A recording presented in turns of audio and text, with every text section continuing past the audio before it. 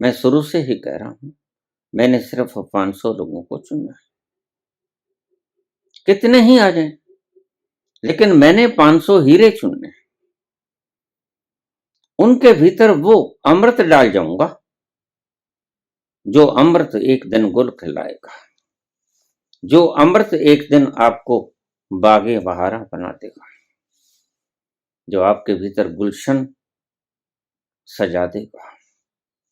उन 500 लोगों की जरूरत है। और धीरे धीरे सब इकट्ठे हो रहे हैं। दुख बहुत शानदार कीमिया, और तुम दुख से डरते हो। अब क्या करें? क्या होगा आपका? दुख ही आपके ट्रांसफॉर्मेशन का कारण बनेगा। पानी जब तक उबलता नहीं, उबलने में कितना दुख होता है आपको पता है? ठंडक में तो बड़ा सुख था, 0 डिग्री के ऊपर तो बड़ा सुख था, 100 डिग्री के ऊपर तो उबलता है, बड़ा कष्ट होता है। लेकिन कष्ट हुए बिना ट्रांसफॉर्मेशन होता कहां? ये राज जान लिया बुद्ध ने, ये राज जान लिया महावीर ने, और 24 तीर्थंकरों ने। और थोड़ा सा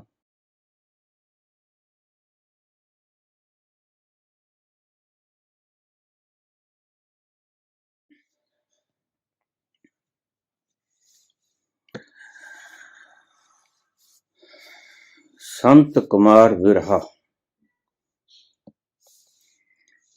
अष्टावक्र का ये शब्द आप बहुत बार बोले हो। भोग से दुख और दुख से वैराग्य, और वैराग्य से मुमुक्षा का जन्म होता है। कृपा करके इसको विस्तार से समझाने का कष्ट कीजिएगा।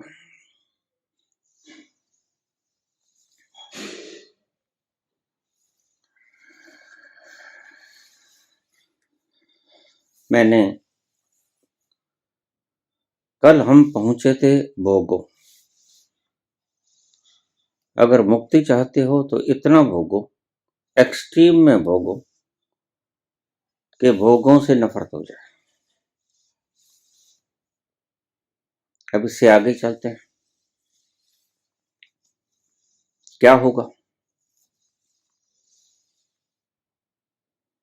अष्टावक्र कहते हैं भोग से दुख प्राप्त होता है। यही हमें गलतफहमी है।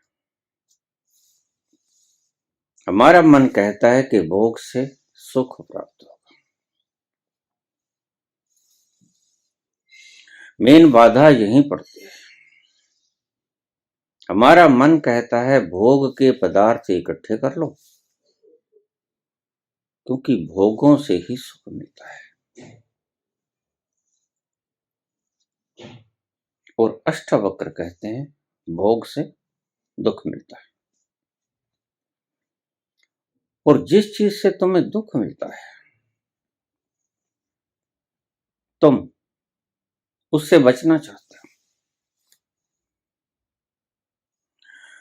दुख को स्वीकार नहीं कर पाते, मृत्यु को स्वीकार नहीं कर पाते।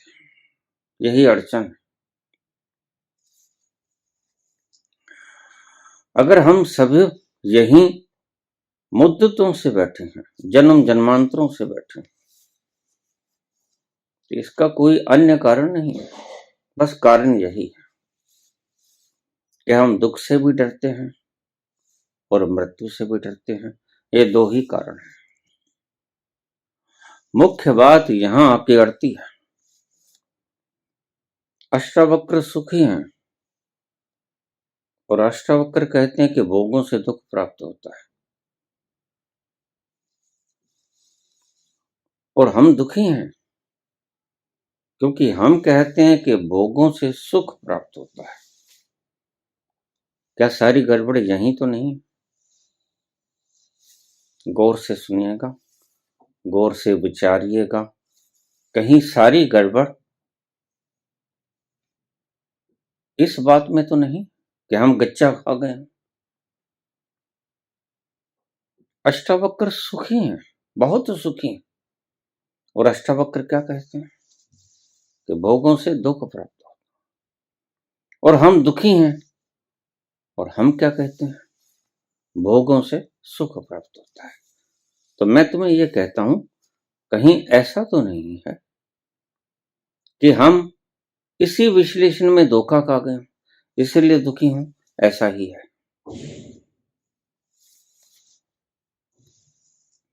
कल के प्रसंग से आगे, जब आप किसी भी चीज की मात्रा को परिपूर्णता से भोग लोगे, परिपूर्णता से भोग लोगे, उससे मुक्त हो जाओगे। क्यों? अब इसका कारण अष्टावक्र बताते हैं कि भोगों में सुख है नहीं, भोगों में दुख है, और दुख कोई चाहता नहीं, और दुख कोई चाहता नहीं, और भोग में है दुख, तो आप भोगों से मुक्त हो जाते हो, क्योंकि दुख को आप चाहते हैं। इस लड़ी को अच्छे से समझ लेना। भोगों में दुख है, आप कहते भोगों में सुख है, तो अष्टावक्र यही कहते हैं फिर रज के भोग लो, दबा के भोग लो, तो पता चल जाएगा। आपको पता क्यों नहीं चलता? क्योंकि आपको या तो भोगने नहीं दिया जाता, या आप जो भोगते हो वो कमी बेशी रह जाती है, उसमें एक्सट्रीमिटी में नहीं जाती है वो चीज। पानी वाष्प नहीं बनता, ट्रांसफर नहीं होता, तो इसका कारण वह गर्म तो होता है, उबलता नहीं, 100 डिग्री तक आता नहीं, और फिर तुम कह देते हो कि हम तो बहुत गर्म हो गए, 99 तक आए। तो अष्टावक्र कहते हैं जरा 100 तक भी आ जाओ, 100 तक आ जाओ, और उसके बाद भी जलने दो। वाटर विल ट्रांसफॉर्म सर्टनली, ये एक सिद्धांत है, पानी वाष्प में तब्दील हो जाएगा।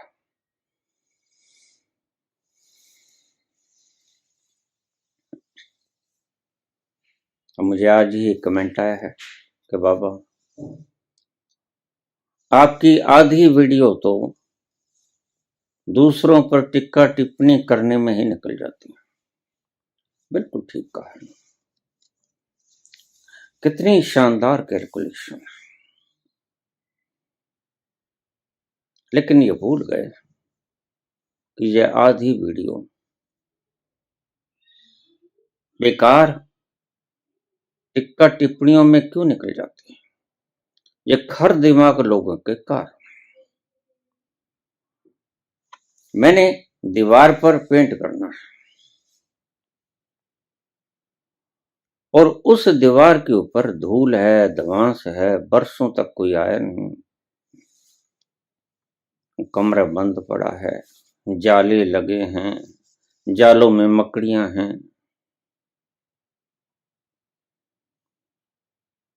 काली हो चुकी है छतें और दीवारें, और धूल इतनी कि जैसे लगता है कि कीचड़ जमा हुआ है, और आप कहते हैं बाबा इसके ऊपर पेंट कर दो। तो क्या मुझे उसके ऊपर ही पेंट कर देना चाहिए? जो काम मैं बिल्कुल सटीक कर रहा हूं उसको तुम समझ नहीं पा रहे। मुझे किसी की निंदा करने में कोई रस नहीं। क्या रस हो सकता है? जब मैं और बातें बोलता हूं तो इन बातों से गुरेज भी कर सकता हूं, लेकिन ध्यान रखना फिर वो पेंट डब्बा कड़ब्बा होगा, फिर वो जाले, वो कालख, वो कीचड़, वो मकड़ी बीच में ही पेंट हो जाएगी, और कैसे लगेगी वो दीवार ये समझ लेना। और आप मुक्त होना चाहते हो, निर्मल होना चाहते हो, लेकिन ऐसे तो आप निर्मल नहीं हो गए। बिल्कुल उस दीवार को साफ करना होगा, झाड़ू मारनी होगी, अच्छी तरह से उसके ऊपर रगड़ देनी होगी, और फिर कहीं वो दीवार जाकर चमकेगी, फिर वह तैयार होगी, फिर वह इस योग्य होगी कि उसके ऊपर पेंट किया जा सके। यही तो मैं कर सका हूं, कर रहा हूं। ये दोहरी दोहरी मुसीबत मुझे आन पड़ी है, मैं क्या करूं। और ये मुसीबत तो तुम्हारी ही बनाई हुई है।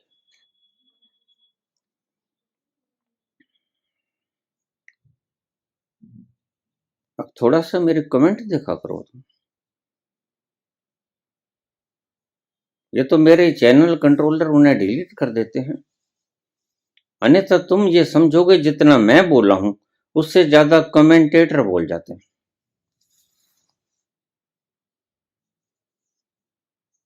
एक कमेंट आया कि सच्चे गुरु अभी हैं धरती पर, आप ऐसे मत बोला करो। मैंने कहा, मैंने कब कहा कि सच्चे गुरु नहीं? मैंने कब कहा? सच्चे गुरु हैं, और सच्चे गुरु हैं तभी ये धरती टिकी हुई है, अन्यथा कब की समाप्त हो जाती है। और फिर जब तुम्हें पता है कि सच्चे गुरु हैं, तो फिर मेरे चैनल पे क्या झक मारने आए है? क्यों आए मेरे चैनल? जब सच्चे गुरु हैं एंड यू नो दैट, तो मेरे चैनल के ऊपर क्यों आए? किसने खींचा? लेकिन बात कुछ गड़बड़ है। बातें अच्छी भी लगती हैं, ज्ञान अच्छा भी लगता है, लेकिन ये जाले दिमाग के अंदर। आप ये चाहते हो कि हमारे दिमाग के अंदर कूड़ा भरा भी रहे, और हमारे दिमाग के भीतर इस कूड़े भरे भरे के बीच में ये अमृत छलक जाए, यह संभव नहीं है। मुझे बहुत से लोग कह देते हैं, बाबा आप कर सकते हैं, रामकृष्ण परमहंस ने भी तो किया, सिर पे हाथ रख दो ना। मैंने कहा, फिर तुम ऐसी बात कहते हो कि गटर के भीतर मैं देसी घी डाल दूं, किसी काम पड़ेगा? नहीं, पहले अपना पात्र साफ करो। सभी संत यही बात कहते हैं, और मैंने लेना क्या है? पात्र ना भी साफ करोगे तो दुर्गंध के मारे पड़े रहोगे, मैं तो चला जाऊंगा। सभी चले गए, कौन रुका है? आह को चाहिए एक उम्र असर होने तक, कौन जीता है तेरी जुल्फ के सर होने तक। तुम्हारी गंदगी साफ हो, इसके लिए कौन बुद्ध रुका है? कोई संत नहीं रुका, कोई रुकने वाला नहीं। कितने आए वो चले गए, उन्होंने इंतजार नहीं किया। तुम अगर अपनी गंदगी को साफ करके आ जाओगे तो पा जाओगे जो तथ्य है, और अगर आप छुपा छुपा के आओगे, कूड़े भरे भरे दिमाग को लेके आओगे, तो फिर इसमें गुरु कुछ नहीं कर सकेगा। गुरु बखूबी जानता है कि तुम क्या हो, तुम्हारा पात्र गंदा है। गुरु कुछ भी डालने से पहले इस पात्र के भीतर अच्छी तरह से देख लेता है, और देखता है कि कूड़ा ही भरा पड़ा है। और आप इतने ईमानदार हो, भरे पड़े हो, कि वो कूड़े की दुर्गंध कितना ही ढक्कन लगा लो, बाहर छलक ही जाती है। अब तुम्हें पता चले ना चले, इसी कारण से ये आधी वीडियो समाप्त हो जाती है, और दूसरों के लिए सहायताप्रद भी होती है। क्योंकि दूसरों के भी काम आती है ये बातें, दूसरों के भी दिमागों में कुछ ऐसी बातें भरी हो सकती हैं। तो बोलता हूं तुम्हें, कूड़ा उनका भी साफ हो जाता है। एक पंथ दो काज, तो मेरी मजबूरी है, मुझे बोलना ही पड़ेगा। अगर किसी रंगरोगन करना है किसी दीवार के ऊपर, छत के ऊपर, तो बिल्कुल विधिवत साफ सफाई भी करनी होगी, जाले वगैरह, कीचड़ वगैरह, झाड़ू भी मारना होगा, सब करना, और एक मार्ग भी फेरना होगा, फिर प्राइमर भी करना होगा, फिर पेंट करना होगा, ये सभी कुछ करना होगा, फिर जाकर दीवार की शाइनिंग आएगी, अन्यथा नहीं आएगी। आप किसी कारीगर से पूछ लो। बस ऐसा ही आपकी खोपड़ी भरी पड़ी जालों से, मकड़ी के जालों से, अंधेर गुप्त है, मुद्दतें बीत गईं, पुरानों की बातें आपके भीतर हैं। अब पुराण कब हुए थे? जाले लग गए हैं, मकड़ियां घूम रही हैं। मैं देखता हूं आपके दिमागों को जर लग गई है, जैसे लोहा बाहर पड़ा जर खा जाता है। कभी बारिश आई, कभी हवा हुई, तो जर लग जाती है। आपके दिमागों को जर लग गई है। ऐसे सवाल पूछने वाले थोड़ा सा शांति से सारी चीजों का विश्लेषण किया करें कि मुझे ज्यादा बोलने में क्या खुशी होती है। प्रवचन लंबे हो जाते हैं, तथ्य की बात कम कही जाती है, और यही अड़चन भी है बहुत से लोगों की। बहुत से लोग कहते हैं बाबा प्रवचन थोड़ा छोटा कर लिया करो, हम सुनना भी चाहते हैं, लेकिन लंबे प्रवचन को देखकर रुक जाना पड़ता है, क्या करें। थोड़ा सुना जाता है, सुनते तो हैं, कई बार में सुनते हैं। बस यही कारण है, मुझे जो समझा रहे हैं वो अपने कूड़े को साफ करके आए, अन्यथा मत आए। अब देखिए, इससे ज्यादा ऑफर कौन देता है? इससे ज्यादा भी क्यों ऑफर देगा? मैं शुरू से ही कह रहा हूं, मैंने सिर्फ 500 लोगों को चुना है, कितने ही आ जाएं, लेकिन मैंने 500 हीरे चुनने, उनके भीतर वो अमृत डाल जाऊंगा जो अमृत एक दिन गुल खिलाएगा, जो अमृत एक दिन आपको बागे बहारा बना देगा, जो आपके भीतर गुलशन सजा देगा। उन 500 लोगों की जरूरत है, और धीरे धीरे सब इकट्ठे हो रहे हैं। और ध्यान रखना, मेरे लिए जो आश्रम बन रहा है वो मैंने कभी नहीं कहा, प्रकृति ही करवा रही है सारा काम। तो बस इतना ही बना है कि करीब 500 लोग बैठ सकें,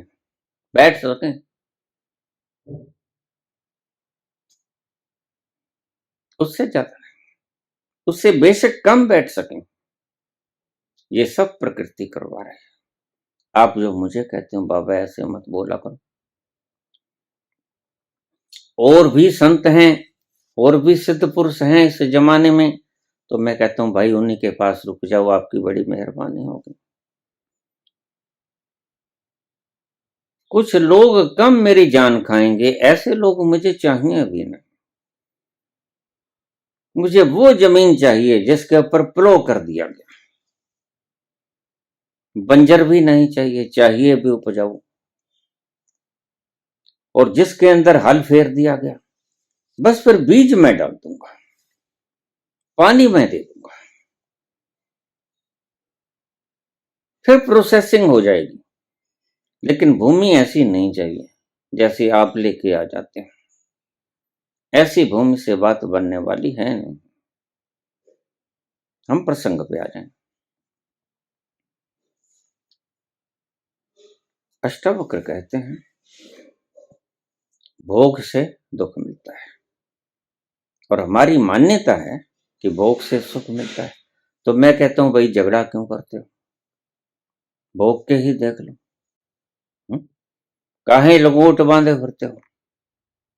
जब आपको पता ही नहीं कि भोग में सुख है कि दुख है, तो फिर लंगोट कस के क्यों बांधे हो? फिर भोग ही लो, पता चल जाएगा। लेकिन एक बात ध्यान में रखना, उबाल देना पानी को 100 डिग्री तक। हाँ, ये शब्द भूल जाते हो आप, और इसी शब्द के भूलने के कारण बार बार बार बार इसी पाठशाला में आना पड़ता है।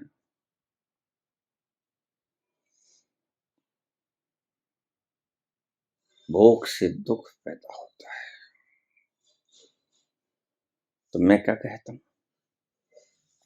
बड़ा अद्भुत सूत्र होगा, तुम्हारी आत्मा थर्राएगी। मैं कहता हूं धन्यभागी हैं वो लोग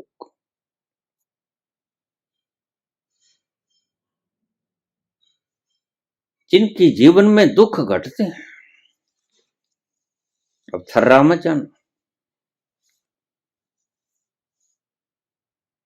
बुद्ध ने जानबूझकर दुख मोल ले लिया, पागल थे। महावीर ने जानबूझकर असुरक्षा मोल ले ली, मूर्ख थे। मूर्ख थे क्या? महावीर मूर्ख थे या बुद्ध मूर्ख थे या जैनियों के 24 तीर्थंकर मूर्ख थे? उन्होंने जानबूझकर असुरक्षा मोल क्यों ली, जबकि वो तो राजा थे, सुरक्षित थे।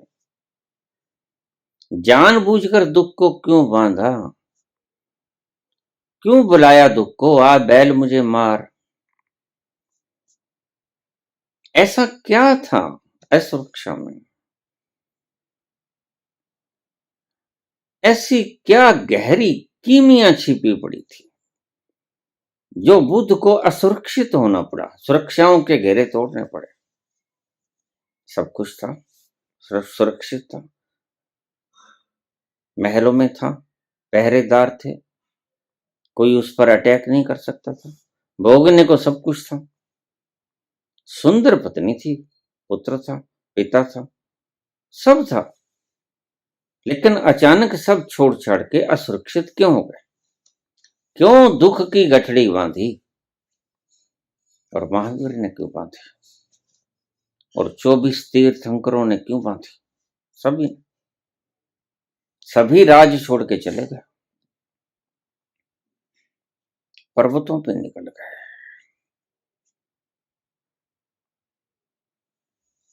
तुम चीजों को कहानियों की तरह सुन लेते हो, उनके भीतर छिपे हुए रहस्यों की तरह नहीं सुनते। यही गड़बड़ी हो जाती है। इतनी गहराई तुम में है नहीं, इसलिए गुरु की जरूरत पड़ती है। दुख बहुत शानदार कीमिया, और तुम दुख से डरते हो। अब क्या करें? क्या होगा आपका? दुख ही आपके ट्रांसफॉर्मेशन का कारण बनेगा। पानी जब तक उबलता नहीं, उबलने में कितना दुख होता है आपको पता है? ठंडक में तो बड़ा सुख था, 0 डिग्री के ऊपर तो बड़ा सुख था, और 100 डिग्री के ऊपर तो उबलता है, बड़ा कष्ट होता है। लेकिन कष्ट हुए बिना ट्रांसफॉर्मेशन होता कहां? ये राज जान लिया बुद्ध ने, ये राज जान लिया महावीर ने और 24 तीर्थंकरों ने। और थोड़ा सा भगवान कृष्ण की तरफ भी आ जाए। भगवान कृष्ण जा रहे हैं द्वारका में हस्तिनापुर छोड़कर, और मां कुंती के पास आ जाते हैं। माता, तुमने आज तक मुझसे कुछ नहीं मांगा, अब मैं तो चला, मुझे विदा कीजिए। हाँ पुत्र, कल्याण मस्तु। कहानी सुनते सुनते भूल मत जाना, मैंने 2 शब्द कहे थे जिनसे आप डरते हो, 2 अवस्थाएं कही थी मैंने जिनसे आप डरते हो, भयभीत होते हो, कंपते हो, प्राण निकलते हैं।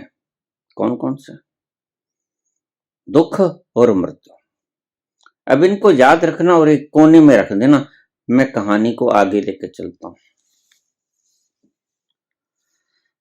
तो भगवान कृष्ण ने पांव छुए माता के, मां मैं जा रहा हूं, फिर शायद मुलाकात हो न हो। सभी ने कुछ न कुछ मांग लिया, क्या तुम कुछ नहीं मांगोगे?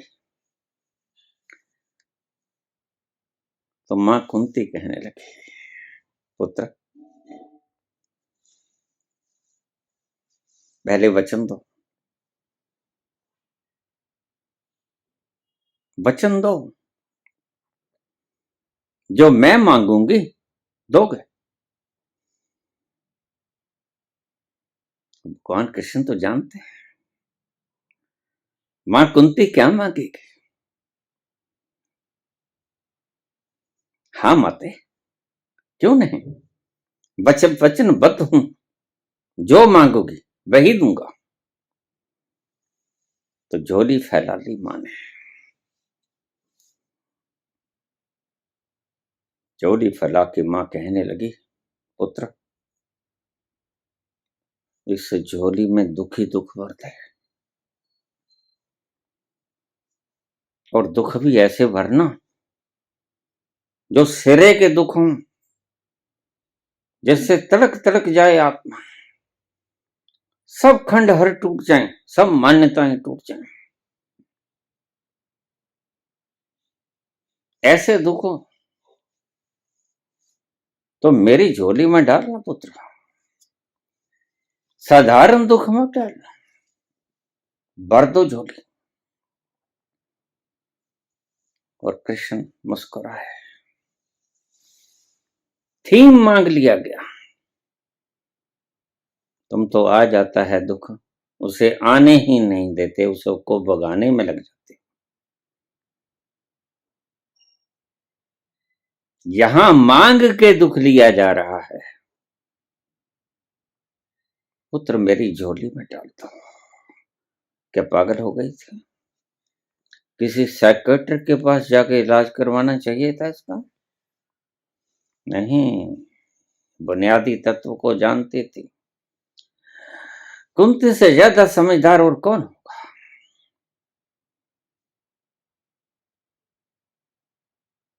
जिसने अपने जीवन में इतने दुख देखे, वो समझ गई, बस मिल गया। परमात्मा ने दुख ऐसे ही नहीं दे दिए थे, परमात्मा दयालु था मेरे पे, इसलिए शुरू से ही उसने मुझे सुख नहीं दिया। राजघराने में जन्मी, राजघराने में शादी हुई, लेकिन दुख ही दुख था। तो परमात्मा ने मुझे एक वरदान दे दिया, लेकिन मैं समझती रही कि परमात्मा ने मुझको कुछ पुराने जन्मों का फल दिया है। रड़ते रड़ते उबलते उबलते समझ गई थी दुख ही है रहस्य। दुख के भीतर ही कुछ ऐसी अलकेमी छिपी पड़ी जिसको हम आनंद कहते हैं। सुख से नहीं मिलेगा, सुख से मिलेगा, भोग से मिलेगा दुख, और दुख से मिलेगा। अब कुंती ने दुख मांग लिया। अब कहीं कोई गड़बड़ तो है नहीं दिमाग में, साफ सुथरा दिमाग। तो कुंती जानती है अब तो सुखी हो गए, सारे कौरव मारे जा चुके थे। सिंहासन के ऊपर आरूढ़ हो गए थे उसके पुत्र, कुंती पुत्र युधिष्ठिर। अब तो वो महारानी बन गए थे। सभी सुख उसकी झोली में आके पसर गए थे, और सुख मांगने की कोई जरूरत न थी। जिस चीज की जरूरत थी, जहां से चूक गई थी, सारी जिंदगी भर जिनको भोग कर आत्मा की इतनी ऊंचाइयों को पाया, वो कुंती भूली नहीं। इसलिए कुंती कहने लगी कि आप मुझे पुत्र झोली भर दो दुखों से। और कृष्ण भगवान मंद मंद मुस्कुराए, एव मस्तु माते,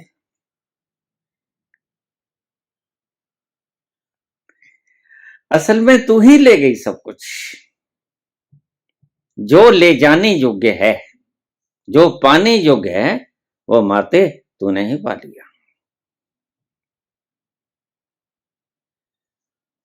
लेकिन हम डरते हैं, कहीं तो कोई गड़बड़ है ना,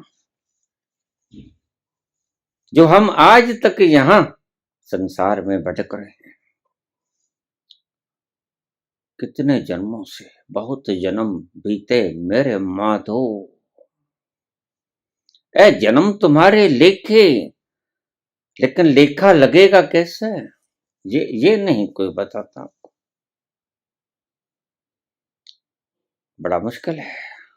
लेखा लगेगा ऐसे, जैसे कुंती ने कहा, दुख दे दो, मांग के दुख ले लो।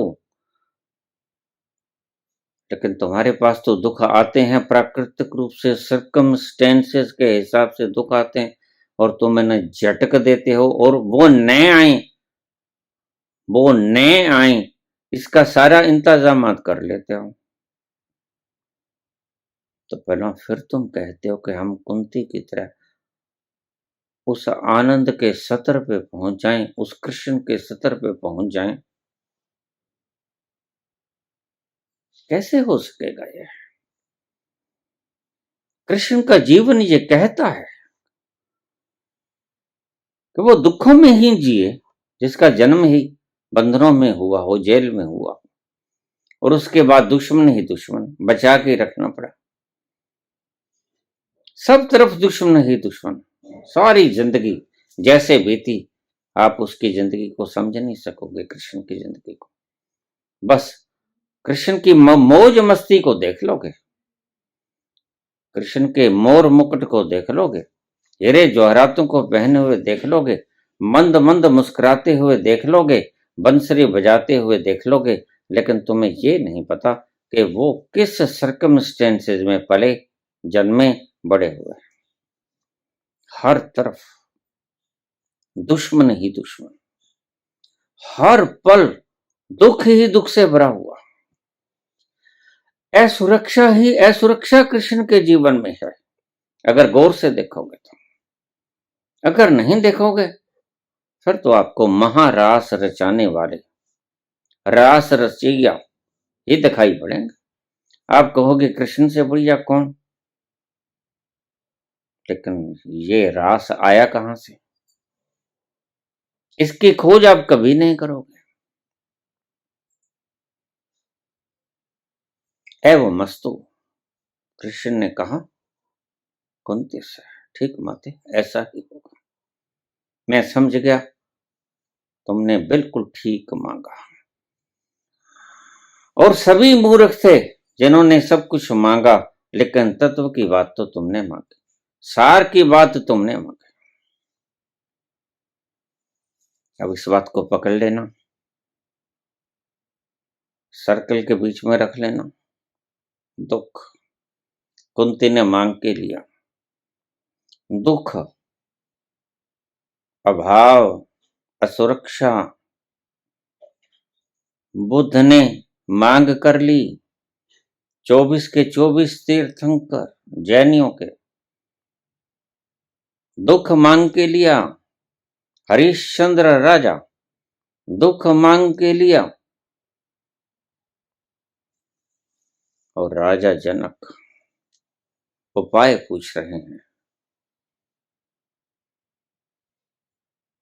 अष्टावक्र से, अष्टावक्र कहते हैं भोगों से दुख मिलता है, और जनक सिर हिलाते हैं, जानते हैं, जो जानता है वो सिर ऐसे ही हिलाएगा। वो सिर ऐसा नहीं हिलाएगा।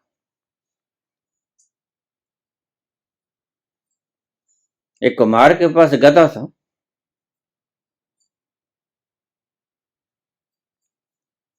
तो वो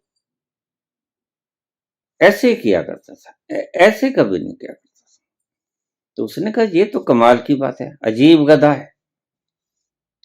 उसने शर्त रख दी, पुराने जमाने थे सस्ते, कि भी मेरे गधे से जो इनकार करवा दे उसको 1000 रुपया, और अगर इनकार ना करवा सके तो 1 रुपया देना पड़ेगा। सभी महारथी आए, धुरंधर जो गधों के ज्ञाता थे, सभी कहने लगे हम तो 1 मिनट में करवा देंगे, ऐसे करने का क्या है। लेकिन हार गए, ऐसे नहीं करवा सके। तो हार गए तो 1 रुपया रख के जाना पड़ा। अब तो कुमार के पास इतने पैसे इकट्ठे हो गए थे कि हजारों रुपए हो गए थे। अब उसको 1000 रुपए देने में कोई तकलीफ ही नहीं थी, कोई इनकार करवा ही नहीं सका।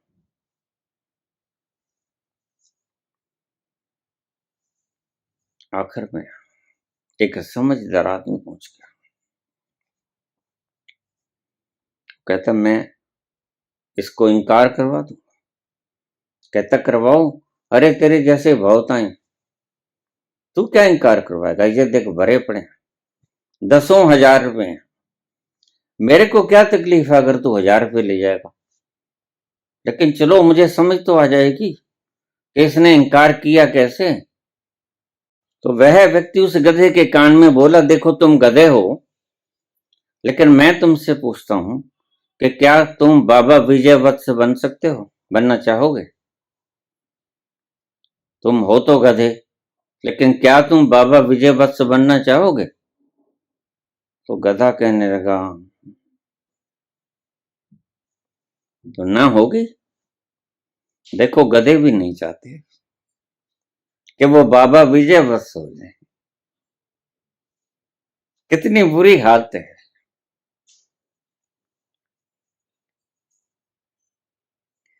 कोई फातिहा यहां आए क्यों, कोई आके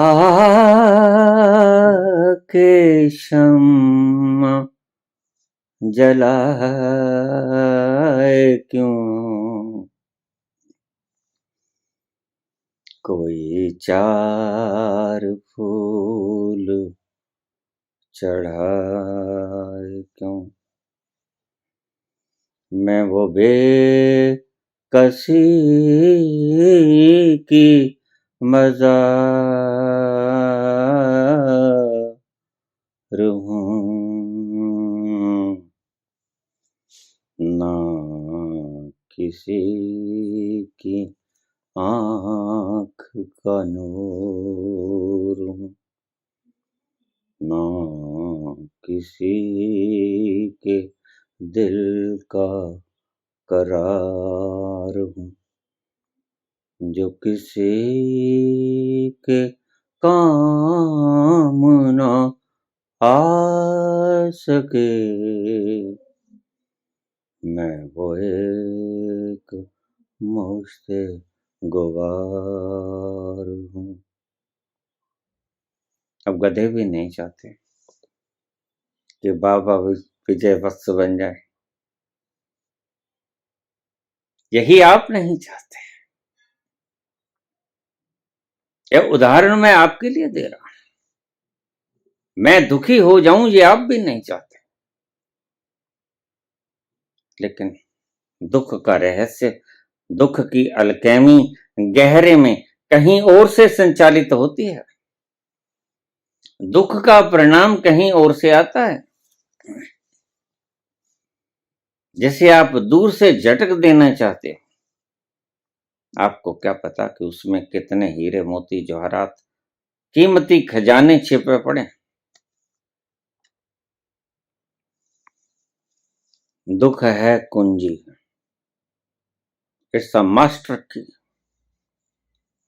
और आप कहते हो बाबा खुशी नहीं मिलती, मैं दुखी हूं। बिल्कुल मैं जानता हूं, बोलो न भी तो भी मैं जानता हूं। क्यों? क्योंकि मैं अच्छी तरह जानता हूं तुम सब सुख के लुटेरे हो, दुख के दुश्मन हो, दुख को करीब फटकने नहीं देते।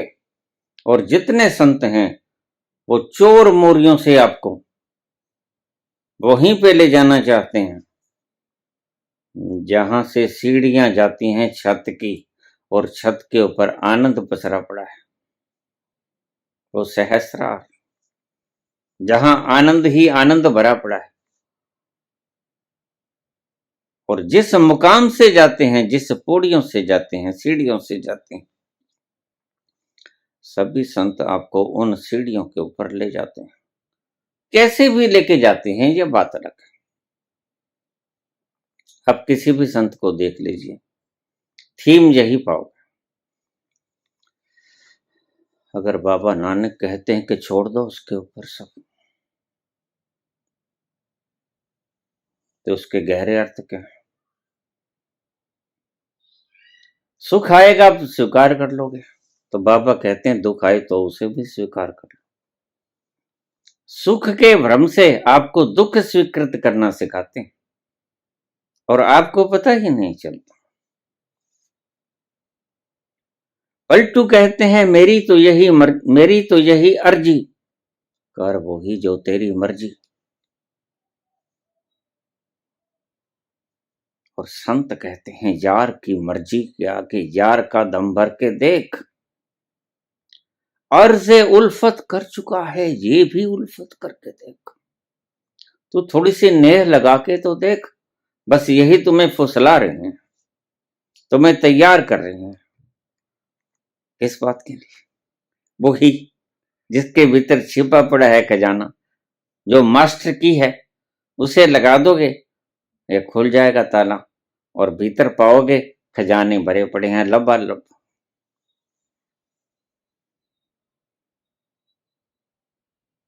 आप क्यों नहीं पहुंचे अब तक? क्यों नहीं पहुंचे अब तक? क्यों इसी संसार में भ्रमण कर रहे हैं? आप चूक गए, अपने सुखों को तराशा, हर द्वार पे दस्तक दी, काहे के लिए? सुख के लिए। और दुख आए तो आपने दूर से भगा दिए, और दुख न आए इसके लिए पूरे सुरक्षा कवच डाल लिए। 7 दीवारों के परकोटे में आप छुप कर बैठ गए। क्यों बैठ गए? कि दुख ना आ जाए, मृत्यु ना आ जाए, जबकि ये दोनों ही कीमिया थी उस परम रस तक पहुंचने की।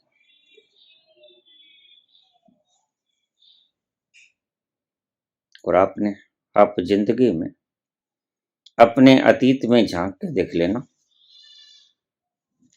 आप यही पाओगे आपने सदा ही दुख को नजरअंदाज किया। दुख कैसे भाग जाए इसका इंतजाम आपने पहले से ही कर लिया, मन बड़ा होशियार। ये जो संदूकों में रुपयों पैसों को, रजिस्ट्रीज को जमा कर लेते हैं, ये यही कवायद कर रहे हैं दुख मुझे भी ना आए और मेरी 100 पीढ़ियों तक दुख ना आए। लेकिन दुख तो नहीं आता, सुख आ जाता है निश्चित। लेकिन एक जो बहुमूल्य चीज थी उससे आप चूक, और वही चीज पाने योग्य है जिससे आप चूक गए। बिल्कुल खजाने भर लोगे, बिल्कुल आश्वस्त हो जाओगे, परकोटों के अंदर 7 परकोटों के अंदर रहना शुरू कर दो। ये जो कायर लोग चलते हैं मिलिट्री के बीच, सुरक्षा के बीच, इनका मंतव्य क्या है? कहीं कोई मार ना जाए, क्योंकि मरना तो खत्म हो जाना है। और बस इन दोनों चीजों से आप डरते हो। फिर वही बात दोहरा रहा हूं, दुख ना आ जाए तो आप जोड़ते हो, इकट्ठी करते हो पूंजी, जमीन जायदाद बनाते हो, दुकान मकान बनाते हो, अच्छा कारोबार खड़ा कर लेते हो, सब इंतजाम करते हो, दुख ना आ जाए। और तुम्हारी जिंदगी में तो नहीं आएगा, तुमने इतने जोड़ लिया, लेकिन 100 पुश्तों तक भी ये दुख ना आए किसी को, आप चूक जाते हो। दुख तो नहीं आएगा, निश्चित ही नहीं आएगा। बीमारी आएगी, तुम्हारे पास पैसा है, तुम इलाज करवाओ। संपदा है, सुख है, बिल्कुल है, कौन इंकार करता है। लेकिन एक चीज चूक गए, और उसी चीज की जरूरत थी। एक साध है सब सद है, सब साधे सब जाए, आपने सब साध लिया। धरती की हर चीज तुम खरीद सकते हो डॉलर से, रुपए पैसे से, लेकिन एक चीज नहीं खरीद सकते। क्या नहीं खरीद सकते? वो आप सदा चूक चूक जाते हो, बस आप आनंद नहीं खरीद सकते। इसलिए अतृप्त अतृप्त से यहां भटकते ही रहते हो, भौंकते ही रहते हो। क्योंकि मैंने कल फर्क समझाया आपको सुख में और आनंद में। सुख उत्तेजना है, आनंद निर उत्तेजना है, और सुख तृप्ति नहीं देता। सुख को भोगने के बाद फिर से सुख को भोगने की आवश्यकता पड़ती है, वो लत है। लेकिन आनंद कुछ ऐसा है कि उसको भोगने के बाद तृप्ति आ जाती है। तृप्ति यानी बस और कुछ नहीं चाहिए, और कुछ नहीं चाहिए, तृप्त हुआ, संतुष्ट हुआ, अज्ञान मिटा, नष्टो मोहा, समृद्धिर्लब्धा।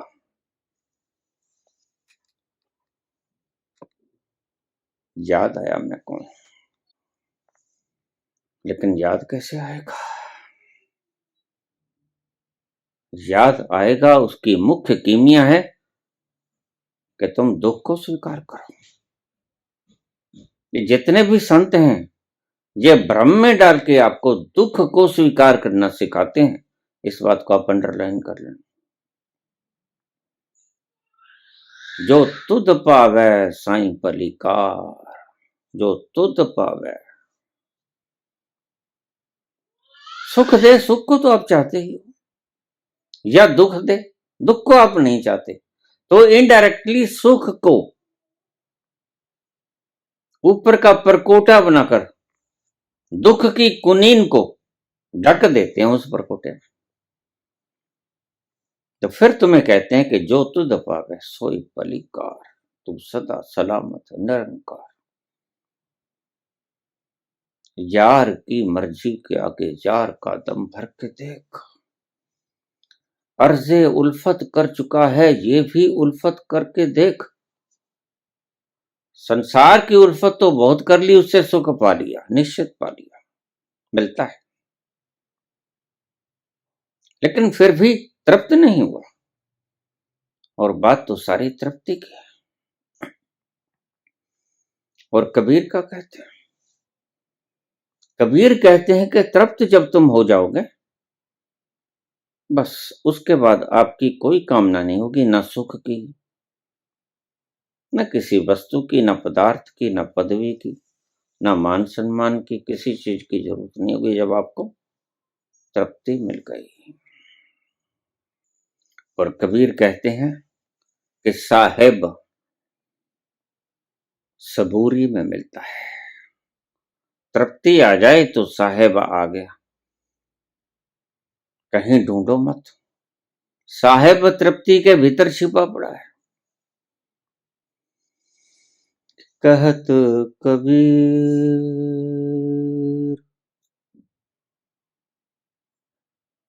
सुनो भाई साधो, कहत कबीर, कहत कबीर, सुनो भाई साधो, कहत कबीर, सुनो भाई साधो, साहेब मिलहीं सबूरी में, मनड़ लाग्यो मेरो राम फकीरी में, फकीरी में, मनड़ लाग्यो मेरो राम। साहेब मिलहीं सबूरी में। परमात्मा को ढूंढने की जरूरत नहीं, तृप्ति को ढूंढ लो। जहां तुम्हें तृप्ति मिल जाए बस यात्रा खत्म हुई, फिर अब और चलना जरूरत नहीं। और तृप्ति मिल गई तो परमात्मा मिल गया। और तृप्ति मिलेगी कैसे? सुख से नहीं मिलेगी। सुख से तो अंकाक्षाएं भड़केंगी, वासनाएं भोग तृप्ति नहीं देते। लेकिन उसके आगे समझना बात, जब पूछा आपने, भोग तृप्ति नहीं देती, भोग दुख देते हैं। और दुख से पैदा होता है वैराग्य, और वैराग्य से मुमुक्षा पैदा होती है। आप मुमुक्षु बन जाओ। बनोगे कैसे? सभी चीजों को स्वीकार करना होगा। पहले भोगों को स्वीकार करो। भोगों से दुख मिलेगा, निश्चित दुख मिलेगा। अष्टावक्र ऐसे नहीं बोल रहे। और सामने राजा जनक खड़े हैं उसके। जनक हाँ में हाँ मिलाते हैं, बिल्कुल ठीक है। और इसकी हाँ में हाँ बुद्ध ने भी मिलाई, घर छोड़ के भाग गए। आप उन महलों की तलाश में हो, कितनी बेईमानी करते हो, कितनी हेराफेरी करते हो कि हमें तख्त मिल जाए। झूठ बोलते हो सारे दिन, पाप कमाते हो, और आखिर में मर जाते हो। लेकिन अतृप्त मर जाते हो। बस कबीर ये कहते हैं कि मर तो जाना, लेकिन तृप्त होके मरना। ये शरीर अतृप्त अतृप्त हुए मत छोड़ देना, तृप्त होकर छोड़ देना। आए हैं सो जाएंगे, राजा रंक फकीर। एक सिंहासन चढ़ चले। बस ये जो तृप्ति में जीवन गुजारता है वह सिंहासन पर चढ़ के जाता है। जो तृप्त होके गया वह सिंहासन पर बैठ के गया। एक बंधे जाते जंजीर, एक फिर जंजीरों में बंध के जाता है। जंजीरें काहे की हैं? जंजीरें वासनाओं की। और वासनाएं दुष्पूर हैं। वासनाएं कभी किसी की पूरी नहीं होती। तो अगर वासनाएं हैं आपके पास तो आप जंजीरों में बंधे बंधे जाओगे। और अगर तृप्त हुए आप तो आप सिंहासन पर बैठ के जाओगे। अष्टावक्र स्टेप बाय स्टेप, सीढ़ी बाय सीढ़ी बड़े गणितज्ञ ढंग से बोलते हैं। बिल्कुल गणित और साफ सुथरा गणित। भोग भोगने के बाद आप लुढ़क जाते हो। कहां गई वो उत्तेजना? गई। सुख मिला मिला, क्षण भर कर। अगर तृप्ति मिल गई होती तो फिर दूसरी बार आप भोगों में नहीं उतरते। बस यही फर्क है सुख में और तृप्ति में। तृप्ति का मतलब आनंद, और सुख का मतलब उत्तेजना। फिर वही वही बात जो मैंने कल के प्रवचन में बोली, सुख से आप तृप्ति को पा नहीं सकते, कितना ही सुख पा लो, लेकिन आनंद की एक बूंद से आप तृप्त हो जाओगे। इसलिए मैंने कल भी कहा था कि इस जीवन में रहते रहते, इस देह में रहते रहते, इस घर में रहते रहते बस एक बूंद पी लेना। ये जो जन्मजात परमात्मा की तरफ अग्रसर होते हैं ना लोग, ये पिछले जन्म में किसी कारण से इन्होंने एक बूंद सतोरी की पी ली होती है, और फिर वो शरीर खत्म हो जाता है, उम्र खत्म हो गई, शरीर की छोड़ दिया। लेकिन आप कहते हो फिर इसने तो कुछ होगा नहीं, कबीर ने तो कुछ होगा नहीं, फिर कबीर कैसे मुक्त हो गए? लेकिन पिछले जन्म में इन्होंने आनंद की एक बूंद का स्वाद ले लिया था। आप संसार में सुखों का कितना भी आस्वादन कर लो, लेकिन अगर आपने तृप्ति का एक बूंद नहीं चखा तो आपका जीवन बेकार गया। इशारे ही इशारे भरे पड़े हैं, पकड़ने वाला होना चाहिए। गोधन, गज धन, बाज धन और रतन धन खान, सभी प्रकार के सुख हों आपके पास। गोधन, गज धन, यही कुछ हुआ करता था। गऊ, हाथी, घोड़े, गोधन, गज धन, बाज धन और रतन धन खान, लोकर, हीरे, मोती, जवाहर, सोना, माणिक, मणिया। ये कहते हैं ये सुख नहीं दे सकेंगे। कबीर कहते हैं सुख कैसे मिलेगा? जब आवे संतोख धन, ये है धन। सब धन धूड़ समान, तुम्हारे सारे धन धूड़ी हो जाते हैं। अब धूल को कोई पूछता है, बल्कि बचता है। अब हमारा जो वॉल्यूम का इंडेक्स है, हमारा AIQ, ये धूल भरा हो जाता है तो हम श्वास भी लेना नहीं चाहते उसमें। हम चाहते हैं ये धूल दूर हो जाए, साफ हो जाए, प्यूरिफाई हो जाए। कौन चाहता है धूल में श्वास लेना? जब आवे संतोष धन, सब धन धूड़ समान। बस फिर एयर क्वालिटी इंडेक्स खराब हो जाता है। जब तक तुम्हारे पास हाथी हैं, घोड़े हैं, सब सुख के साधन हैं, तब तक एयर क्वालिटी इंडेक्स श्वास लेने योग्य नहीं होता। श्वास लेने योग्य तभी होता है जब वायु बिल्कुल प्रदूषण रहित तो होती है। उसे ही निर्मल अवस्था कहा है कबीर ने, उसे ही निर्मल अवस्था कहा है भगवान राम ने। भगवान राम कहते हैं निर्मल मन जन सोई मोही भावा। ये हृदय में नफरत की ज्वालाओं को लिए लिए, खोपड़ी के अंदर कचरे की सोगमगाहट लिए लिए मुझको नहीं पा सकेंगे। नारे कितने ही लगाते जाओ, ये तो आपकी मर्जी है। जोशो खरोश जितना चाहे दिखलाते रहो, लेकिन आपको पता नहीं जब आनंद का क्षण आएगा तो नारे लगा नहीं सकोगे, मौन हो जाओगे, परम खामोशी में डूब जाओगे, फिर बोलती बंद हो जाएगी। फिर आप न तो कह सकोगे जय श्री कृष्ण, ना कह सकोगे जय श्री राम, ना कह सकोगे अल्लाहू अकबर, कुछ भी नहीं कह पाओगे। नो वह गुरु सतनाम, आप अपने भीतर बैठ जाओगे, परम खामोशी में बैठ जाओगे। वहां आवाज नहीं निकलती, वहां जाकर बोलती बंद हो जाती है।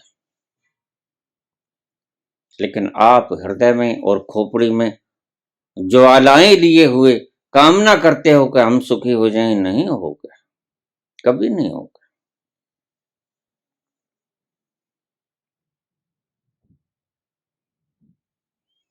मुमुक्षु बनो, मुमुक्षु बनो। और दो चीजें जो मैंने कही, अगर तुम अपनी जिंदगी में उतार लो, मुश्किल बहुत है। अब मृत्यु को स्वीकार करना कोई छोटी मोटी बात है? गोरख तो बड़े मजे से कह देते हैं, गोरख ने तो स्वीकार कर लिया, गोरख ने तो वो हीरा पा लिया। और बड़े मजे से कबीर भी कह देते हैं और आप उसके पीछे लग जाते हो, बड़े कमाल की बात है। फॉलोवर तो हो कबीर के और डरते हो बेइज्जती से। फॉलोवर कबीर के हो,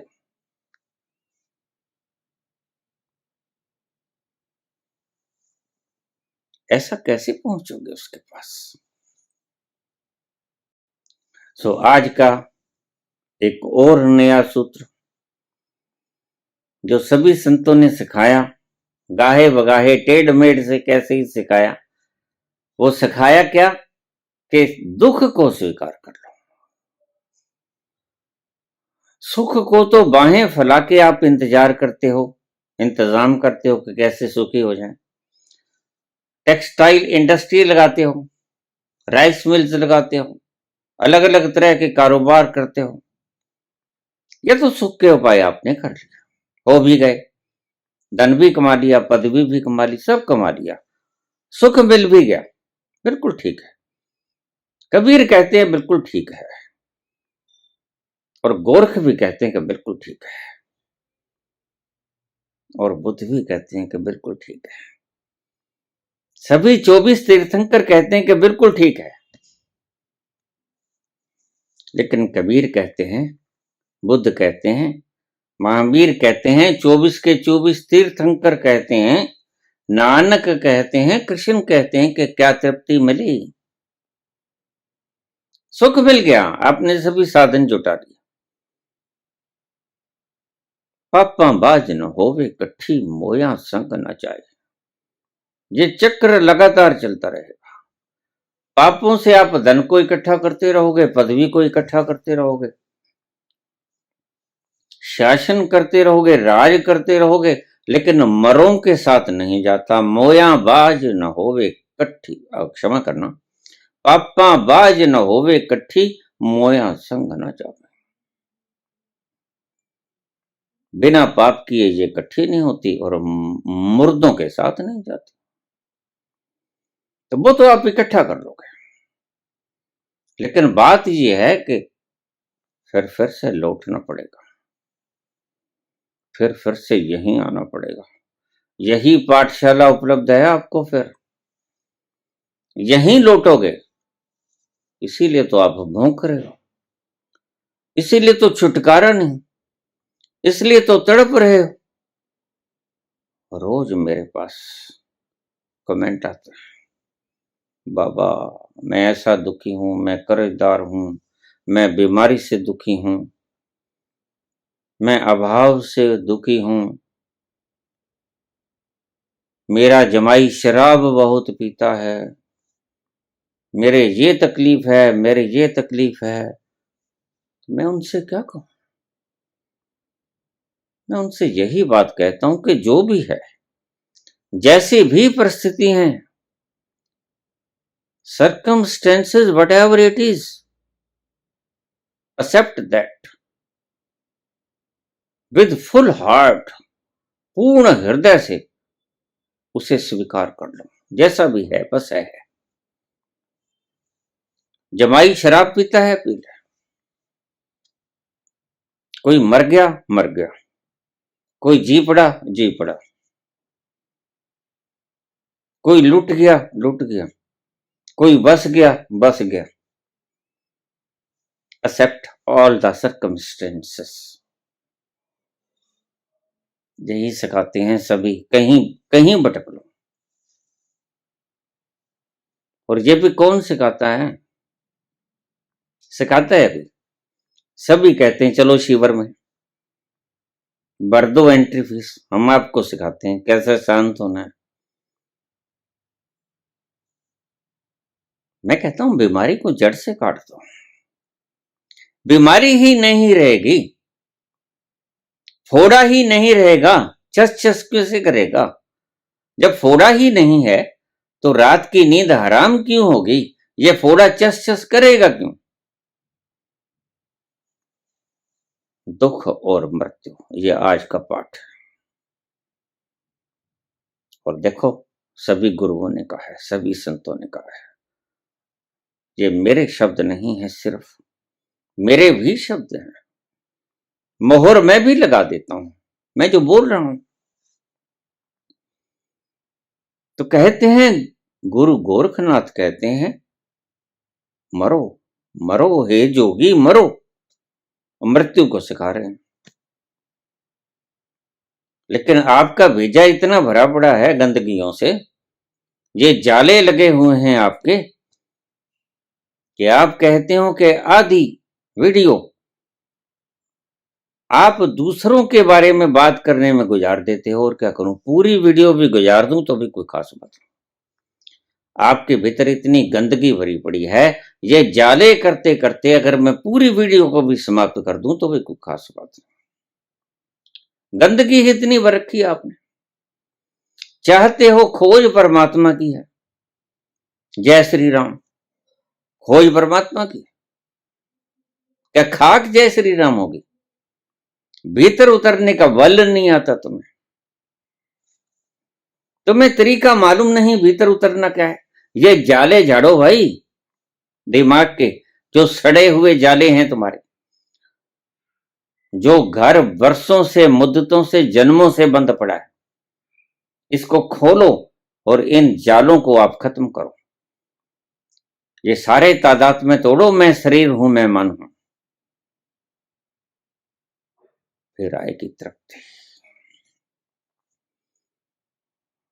दो बातें आज के इस प्रवचन में। दुख को सहज हृदय से स्वीकार कर लो, यद्यपि मुश्किल बहुत होगा।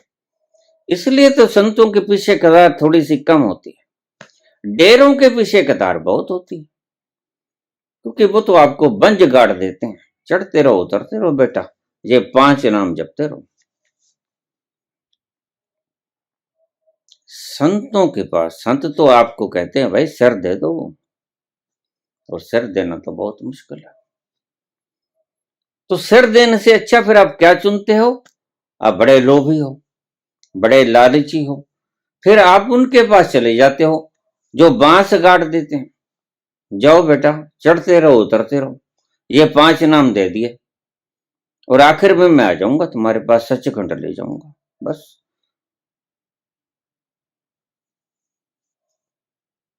दिल के बहलाने को गालिब ये ख्याल अच्छा है।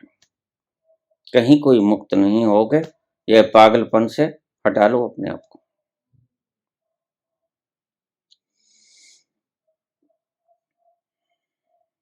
जब आवे संतोष धन, कैसे आएगा? थीम सुन लो, दुख को स्वीकार करो। आया है, आया है, उसने दिया। मृत्यु को स्वीकार करो, और जब मृत्यु आ ही जाएगी तो रोक पाओगे? कौन रोक पाया है मुझे तो बता दो, आज तक कौन रोक पाया है? ये लोग मुझे रोज कह देते हैं, एक बाबा महावतार बैठे हैं, उनकी उम्र 3000 साल हो गई। मैंने कहा दिखाओ मुझे कहां है। मैंने तो झक मार ली सारे कहीं, मुझे तो कहीं दिखे नहीं। आपको दिखते होंगे भाई, वो जा चुके कब के। सांप गुजर गया, तुम लकीर पीट रहे हो। कहां है महावतार बाबा? क्यों पागल हुए हो तुम? उनको मत खोजो, अपने आप को खोजो, अपने भीतर जाके। वहीं चैन मिलेगा, वहीं तृप्ति मिलेगी। और तृप्ति का कोई ढंग नहीं, और संतुष्टि का कोई ढंग नहीं। किसी को पूजा कर लो, नहीं तृप्ति मिलेगी। वो राम हो, वो कृष्ण हो, वो कबीर हो, वो नानक हो, किसी को पूज लो, तृप्ति नहीं मिलेगी। तृप्ति आपको मिलेगी अपने आप के भीतर, उस तल पर जाकर अपने आप को पहचानने से। इसके अलावा तृप्ति का कोई मार्ग नहीं। और अपने भीतर कैसे जा पाओगे? बस परम दुख मिल जाए आपको। जीते जी मर जाओ तो मर जीवड़े हो जाओ। ये दो कंडीशनों में आप पहुंच जाओगे। वहां आप अपने अस्तित्व के भीतर छलांग लगा लोगे इन दो चीजों में। या तो महादुख की वर्षा हो जाए आपके पास। बड़े उल्टे शब्द हैं और उल्टे इसलिए हैं कि सच है।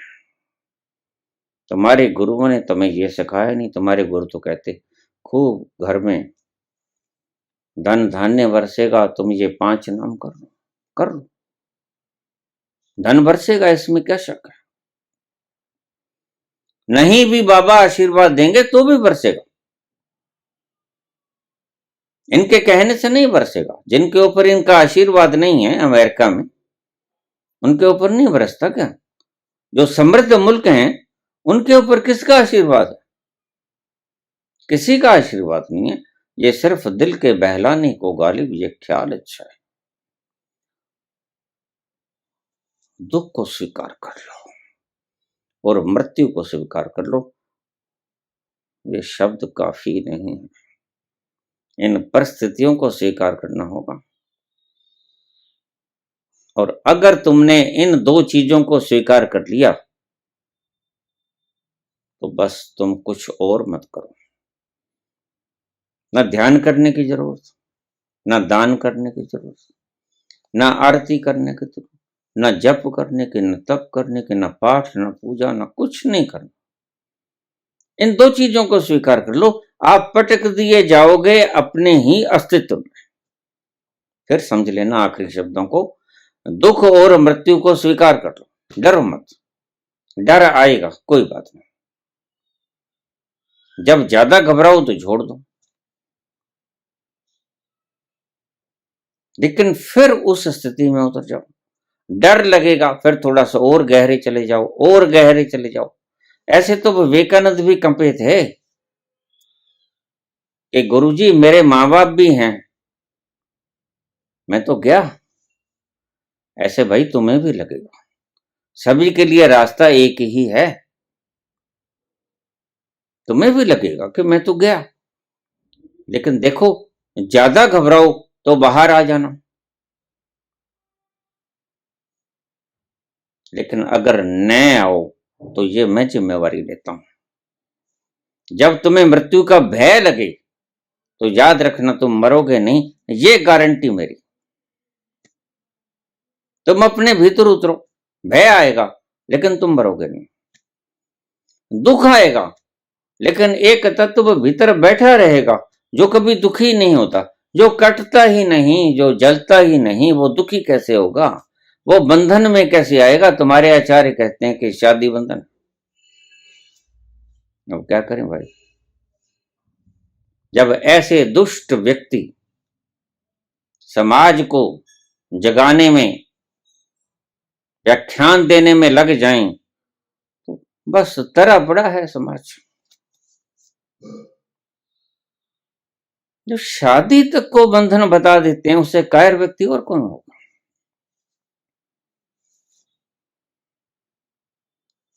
धन्यवाद।